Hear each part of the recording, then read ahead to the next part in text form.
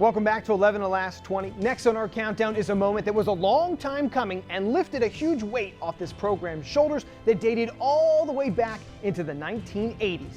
Check it out. Number 8, 2019, Warwick football beats Manheim Central for the first time since 1983. The whistle sounds, ball game is over.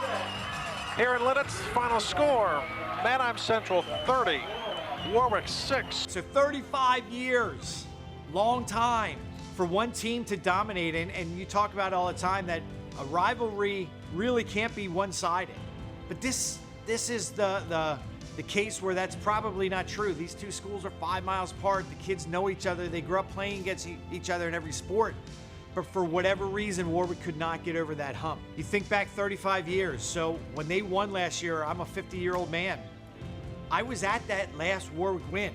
I was a 14-year-old freshman in high school. You know, there were a couple close calls in that series. You know, there was a 21-20 game at Manheim with the botched extra point. Runners point after to tie it up. Oh, and Stoltz picks up the loose ball, and he's going to be dropped. Uh-oh, big play. A 3-0 game where, you know, a field goal hit the crossbar and kind of toppled over. That was another close one. You know, and it was, you know, over these last couple of years, Warwick's had such a special group of players. First, we thought at some point it was important for them to understand you weren't here for 35 years, you weren't here for the last 10 years, you've been here for the number of years you're part of a high school football program. Then I think if you look at the 3 or 4 years prior to that, you know, we had gotten close. But close doesn't win football games. Close is just a nice term for we're getting better. We knew we were getting better. We knew we would be a better football team, but close wasn't going to cut it. So it was a matter of getting them to both physically and mentally overcome the last obstacles, overcome those last hurdles, and finish what we were been able to finish before. That was how we viewed it.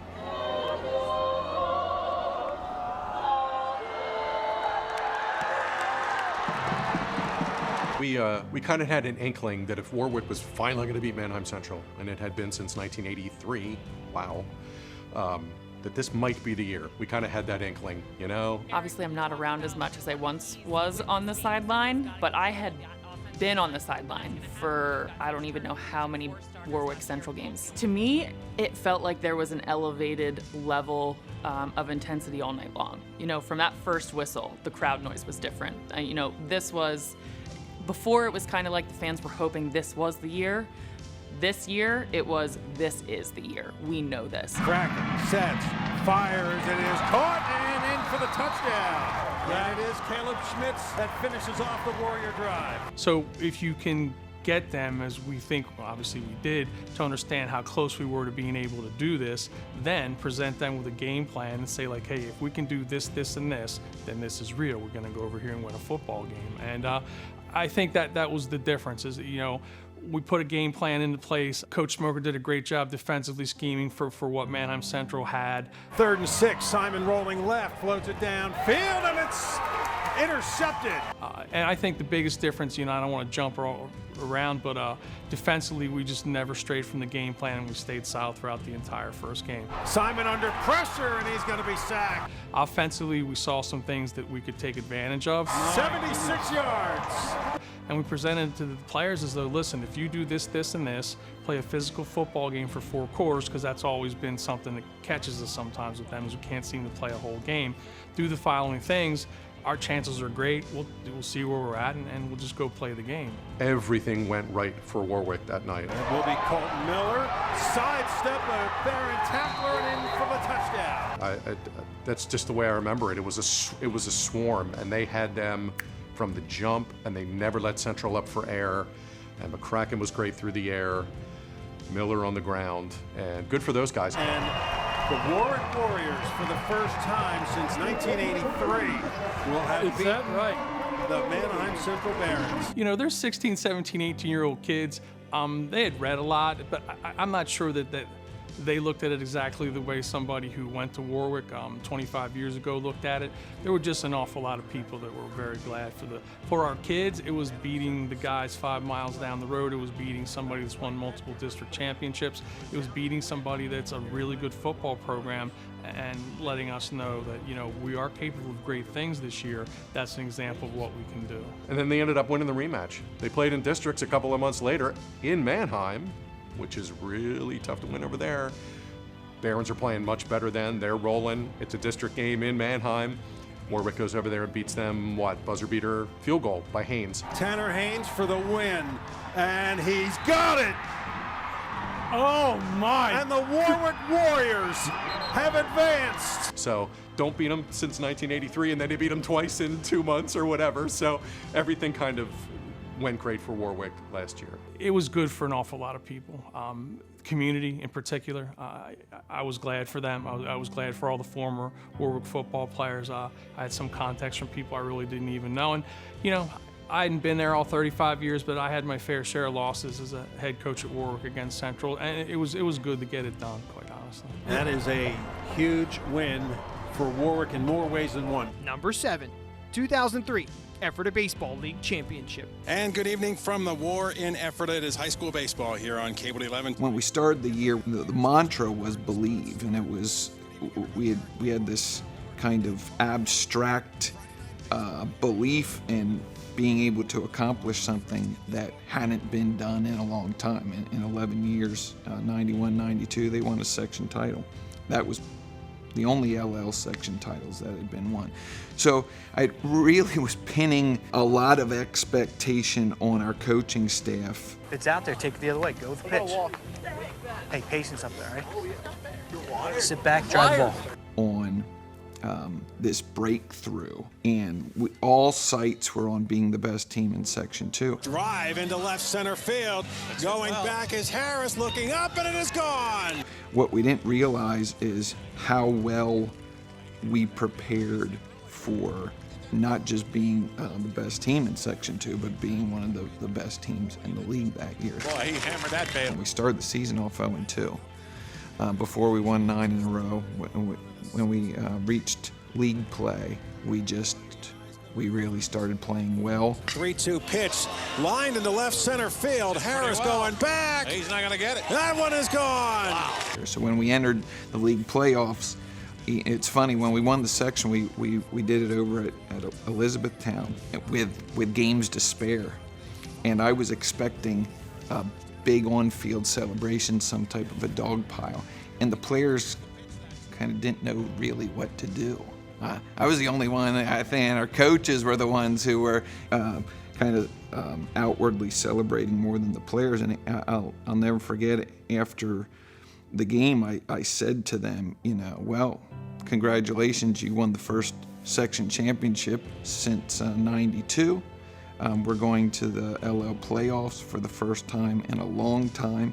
And, you know, we're gonna have to practice dogpiling if we're gonna do any damage there. We get to the league playoffs, had a tough first round match with Lancaster Catholic.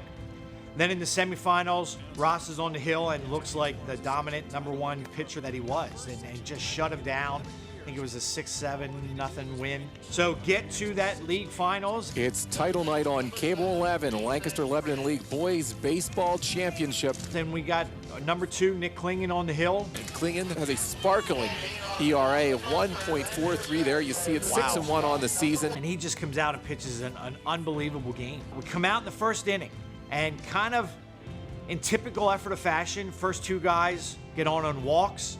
Next guy gets on an error. So you got bases loaded, no outs with no hits. Get a ground ball to first, scores the first run. Our senior catcher, Nick Crowther, comes up, base hit through past the shortstop, 2 more runs score. It's a big hit by Nick Crowther.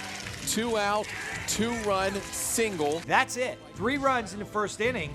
And then it's up to Nick Klingen and the defense to come through. And you hear championships are won on pitching and defense, and this was certainly the case. And Hagee over to first base to Ross Buckwater.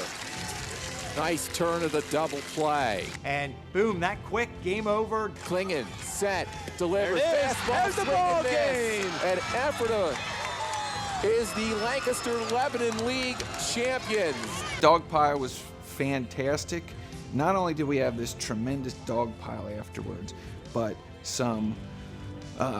we had a great student section that year, and some students with some tremendous forethought had planned fireworks. And when the dog pile was occurring, there were fireworks. It was like a scene out of The Natural. It was surreal.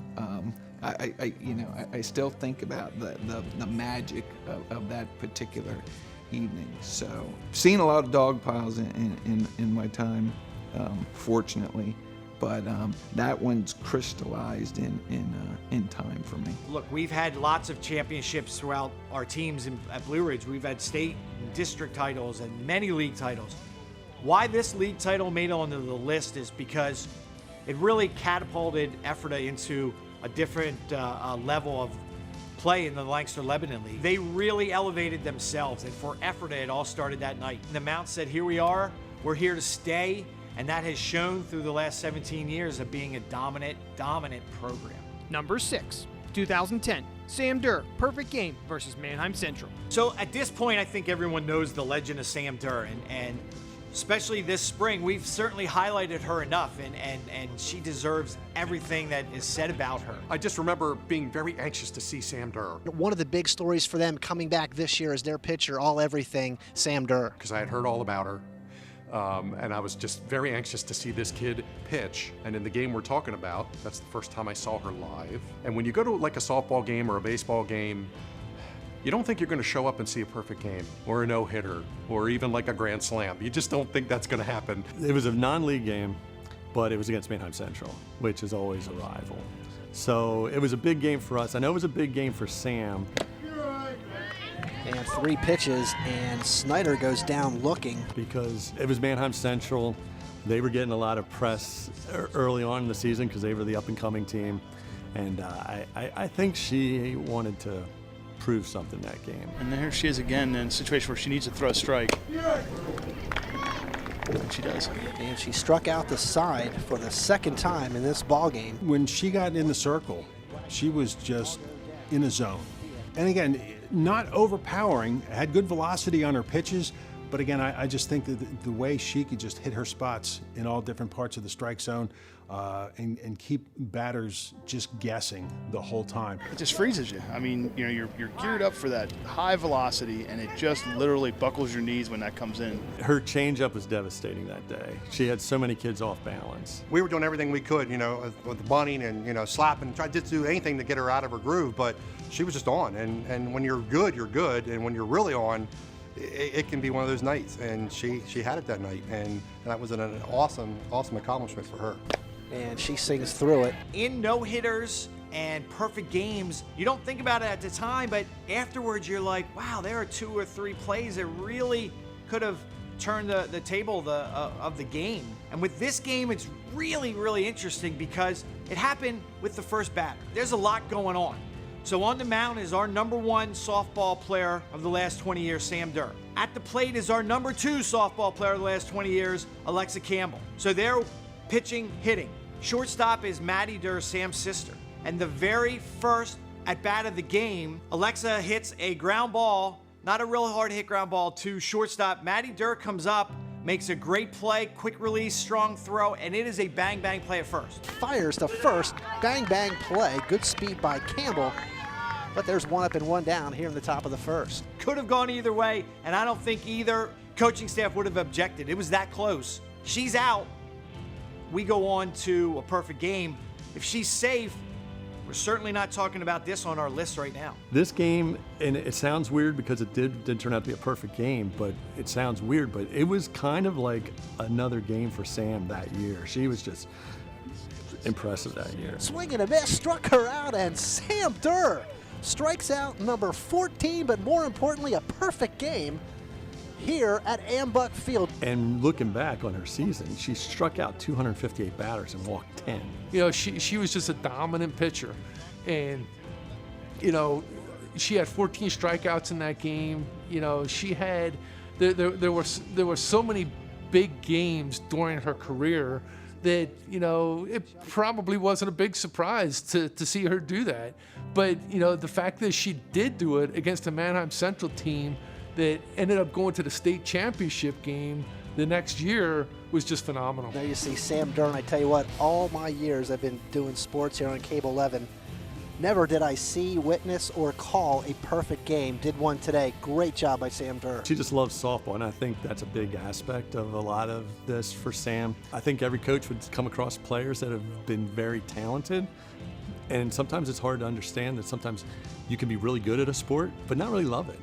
She was great at it, and she loved it. We've got plenty more moments to come on our countdown. Up next, we crack the top 5 on our way to the #1 sports moment on Blue Ridge 11 of the last 20 years. Stick around.